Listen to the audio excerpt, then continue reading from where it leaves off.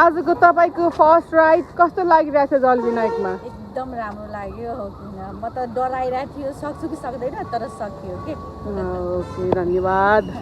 आज तपाईको जलविनायक first experience कस्तो लागिरहेछ? धेरै रमाइलो लागिरहेछ जलविनायक फर्स्ट एक्सपिरियन्स कस्तो लागिरहेछ?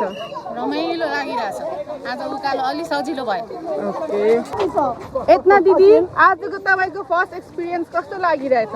एकदम रमाइलो लाग्यो गाह्रो पनि भयो तर एकदम रमाइलो लाग्यो आफूमा यतिसम्म आउने क्षमता छ भन्ने थाहा भयो thanks to you thanks to every teacher अनि हाम्रो थ्याङ्क्स टु हाम्रो रूपा म्याडम जुन चाहिँ हामीलाई मोटिभेट गरेर आऊ आऊ भनेर साइकल सिकाउनु भयो थ्याङ्क्स एभ्री वान स्पेसली तिमी Uttam sir Sushil sir everyone thank you. तपाईहरुलाई कस्तो लागिरहेछ नि?